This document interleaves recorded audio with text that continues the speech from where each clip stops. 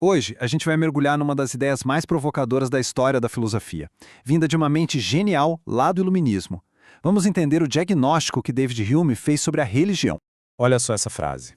Curta, direta e, vamos ser sinceros, bem chocante. E não foi dita por qualquer um, não. Foi por David Hume, um dos filósofos mais rigorosos que já existiram. Mas o que exatamente ele queria dizer com isso? E essa é a grande questão da nossa análise. Será que essa afirmação era só um ataque à fé ou algo bem mais profundo? A gente está prestes a descobrir que, para Hume, cada palavra aí tem um peso analítico gigantesco. Ok, então vamos fundo nisso. Para entender o Hume, não dá para levar essa frase como um simples xingamento. A gente precisa desmontar a ideia peça por peça, como a alegação filosófica que ela de fato é. E aqui está a chave de tudo. Um diagnóstico filosófico não está julgando a fé de alguém, mas sim investigando as raízes psicológicas da crença em si.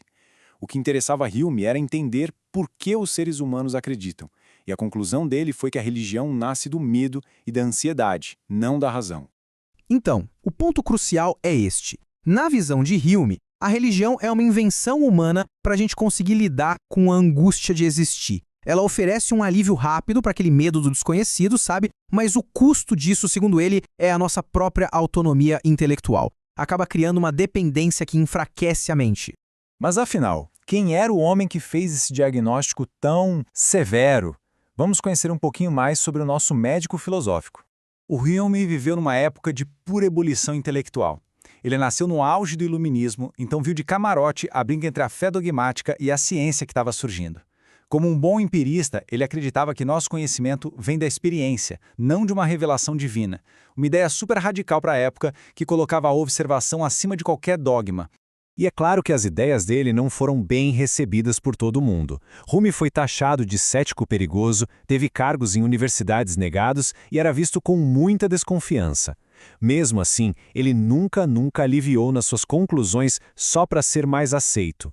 Agora que a gente já conhece o diagnosticador, vamos examinar os sintomas dessa tal doença da alma.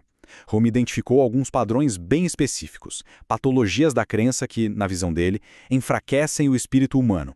O primeiro sintoma que ele aponta é profundo e bem insidioso. É um tipo de sofrimento que a gente impõe a si mesmo, a patologia da culpa.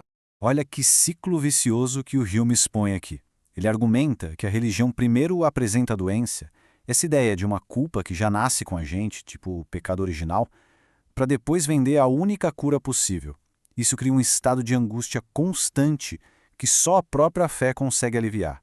A pergunta que ele deixa no ar é: isso é um sistema de conforto ou de controle?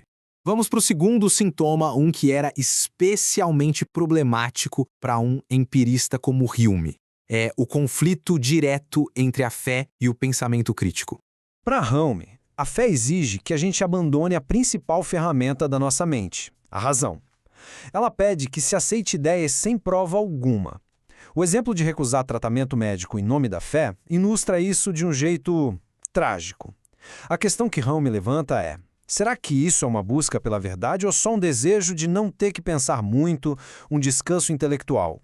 E o terceiro sintoma, esse vai além do indivíduo e afeta a sociedade inteira. É o impacto social e divisivo da fé.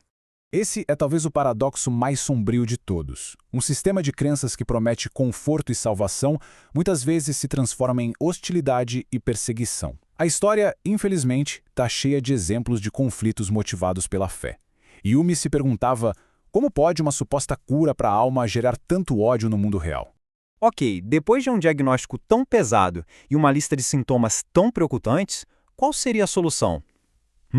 Claro, tinha uma prescrição. Uma cura para essa doença. O conflito central, então, é este.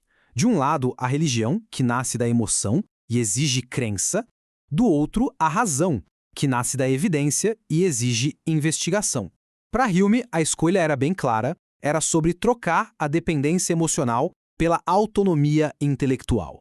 O antídoto que ele propõe é um método, um caminho a ser seguido. Primeiro, o ceticismo. Questione tudo que não tiver provas. Segundo, a observação. Confie naquilo que se pode experimentar e verificar. E terceiro, a rejeição do dogma. Qualquer ideia que não pode ser criticada tem que ser descartada. É quase um chamado à saúde intelectual. Mas tudo isso foi dito há séculos. Por que será que essa crítica do Hume ainda ressoa com tanta força no mundo de hoje? Porque a tese central dele parece se confirmar de novo e de novo. Em tempos de medo, de incerteza, como durante a pandemia recente, a busca por conforto sobrenatural dispara. Em lugares de muito sofrimento, a promessa de uma recompensa eterna se torna mais e mais atraente. A insegurança continua sendo o combustível da fé. E assim, a gente volta ao começo. Só que agora essa frase já não soa mais como um simples insulto, né? Ela carrega todo o peso de uma análise filosófica super complexa sobre a psicologia humana, sobre medo, controle e a nossa busca pela verdade.